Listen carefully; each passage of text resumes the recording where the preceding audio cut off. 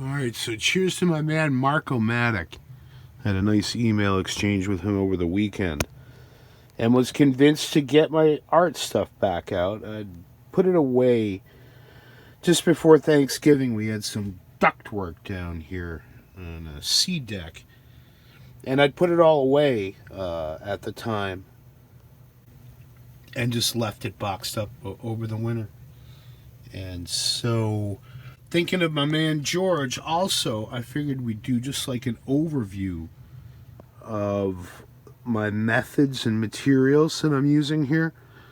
So this is sort of where I had left off, with everything out on the table in one shot. And I've got a little itinerary of subjects to cover. And the first and most important are the paints that I'm using. So I'm primarily a painter, and I primarily use acrylics. And Golden's Artist Colors makes the best acrylics available to artists. They also do a wide range of art supplies at this point. Oil paints, watercolors, all sorts of technical compounds for things like transferring images and things like that. And this is just sort of, this was my to-go kit from last spring and fall, going to paint with Mom at the nursing home and stuff like that. I prefer the fluid acrylics, and you can't really explain why. Trying to go slow here so you can see what some of the names are, although I'm sorry that I get paint all over everything. And you know, when people ask me what kind of paint do I use, I usually tell them very little. And I tend to use what I would call gels or effects compounds that then get a little bit of paint on top of it, sort of as a decoration. This thing behind them here, it's primarily watercolor pastel crayon, and then clear tar gel is one of my favorite things to use to smear stuff around and gloss it down.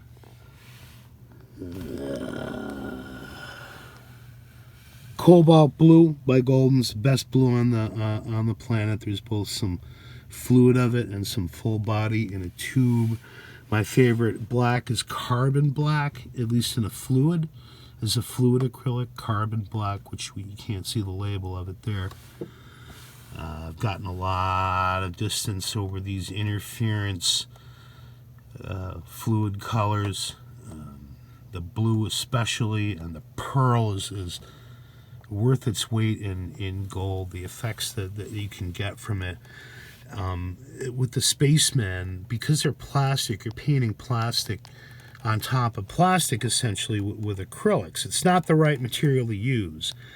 But one of the tricks that I learned was to use an iridescent metallic paint as sort of a primer layer, because the little bits of ground up stuff in it that give it the metallic colors tend to stick to the smooth plastic. What pores there are in the surface of the plastic a little bit better.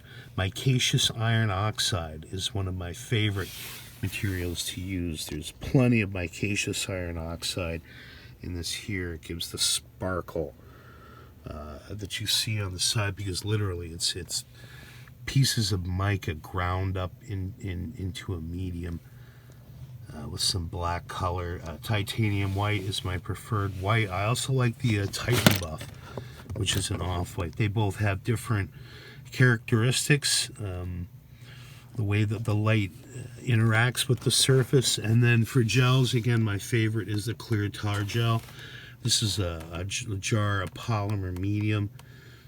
Gloss gel, which is more of a fluid, which is a great sort of watercolor mixer thing to use. Glass bead gel.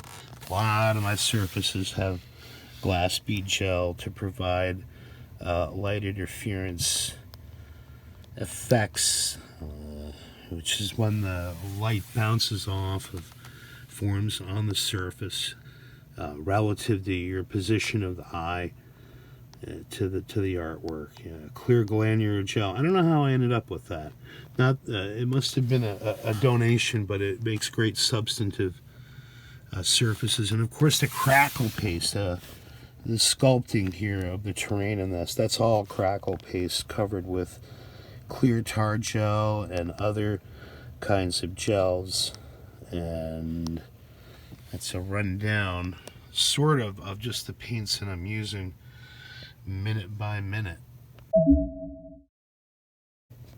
Another material that I use just as much as paint to get color from are these fantastic Caran d'Ache Neocolor 2 Aquarelle crayons. It's essentially pastel in a binder that behaves like a crayon, that's then water soluble. A lot of this design here is watercolor crayon that I would then dissolve with something like the clear tar gel or the liquid polymer to fix it to the surface, dissolve it down. I've done entire mural-sized paintings with just watercolor crayon and some sort of a gel medium, so it's an important thing for me to mention. And brushes are important. Like with my paints, I only use brushes by one company, and it's Princeton. I think these here are mini detailers. I think that one's a 4. There's a couple of 2s. That's a good basic brush for me. One of the things that I learned from visiting the Golden Foundation and hearing the artists there talk about their work is that you always use your biggest brush. But since we're doing some detailing here for things, these are the biggest I could find to do the kind of detailing on the figures that I've been trying to get. And these are just, this is just for the tiny stuff here. I've got boxes and boxes of brushes. This was a nice set by Princeton. Not sure what you call it. Not sure what the set was. It was a gift that somebody had given me, and I kept it in a bag, and when the pandemic struck, it was one of the sets of brushes that I had at my disposal. Princeton Select Petite, Monogram Petite. I have no idea what the 20 over the 0 refers to. There's another 20 over 0 size with the liner, Velvet Touch liner. Those are great. And then sort of a fan brush to dry burnish some metallic finish onto it, or some of the iridescent pearl, and then a funny little liner thing there that I can use to get at hard to reach nooks. So yeah, brushes are important too. And acrylics are the wrong paint to use on plastic figures. This is going to slide right off. So there's an emphasis upon spraying with clear coat. These are the two that I've found to be the most useful, both by Krylon. A triple flick clear glaze and UV resistant clear. And every time you put down a significant layer, you take it outside and spray it. And I've been able to do that over the winter, which is one of the reasons why I've sort of backed off from working this project. It involves a lot of spraying. And that implies being able to go outside and spray it without a blizzard falling around you. So now that the weather's broken, back to work. Alright, so here's a representative group of more or less finished 1 to 32 scale figures. Got a Jean Hofler Plong spaceman there. On the end in the back, he's one of my favorites that I've done. There's a couple of the Swap It spacemen, one by Marx on the right, the one on the left, just a cake topper. There's a Palmer astronaut, and next to him a Timmy Toys Galaxy Laser Team figure. You can see two things about it. One, that I changed the color of my orange. The Palmer figure is just a hodgepodge of whatever I had left in my kit, and then The, to me, figure is painted with the P-roll orange fluid acrylic, and you can also see one of the problems with the acrylic paint there, which is that it's chipping off of his knee already. We'll have to do some touch-up. Here's an older To Me Toys Air Force figure. I'm very proud of this MPC pistol lunchbox guy there on the end with the iridescent blue fine, making his helmet hopefully look like it's lit from the inside. A Premier Plastics Air Force guy, and as you can tell, his feet have been cleaved off. And that's a point that I should have made when I started this, is that all of these figures have damage to them, or were things that I have, you know, so many different specimens of that it doesn't matter if I paint one or two or not. The Marks alien next to him, you can tell that the top of his head has some damage on it. There's a Tom Corbett with fitted helmet. He was cut free of his base. The Tom Corbett guy next to it, looking into the device, had his hand lopped off. So now the damage is covered by having him hold a slider from a Ziploc bag. Sorry. And there's a Lido Toys figure from the Broken Gun Clue. I think he's the oldest figure that I painted. 1952 would be the year on that series. There's a Cracker Jack guy, and you can see the iridescent pearl color there, adding sort of an orange hue to his weapon that he's holding. There's another Cracker Jack guy. I like to think of him as a self-portrait. There's a To Me Toys Space Turtle. He needs some touching up.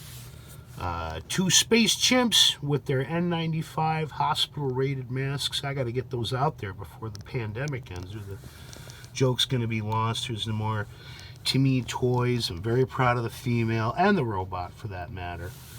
And some rockets, pencil topper rocket. And one issue about them is that, you know, the backs have gotten just as much work as the front. And one weakness with my idea here of putting them in these boxes is that ultimately you're sort of obliged to see them from the one angle. I want to fasten them in there in a way that allows the viewer to pull them out. One scheme to get around the boxes would be to fasten them to surfaces like this. Take one of these branches from the front yard and just section it down to discs about the size of like this jar lid, and then just decorate them like pieces of moon terrain with maybe like a rocket suspended overhead by a wire that's stuck in it, very simply. Here's another bin full of the 1 to 32 scale figures that I have to sort through and pick out the bits that need to be touched up. And next time we'll look at figures in progress. Miles and miles and miles.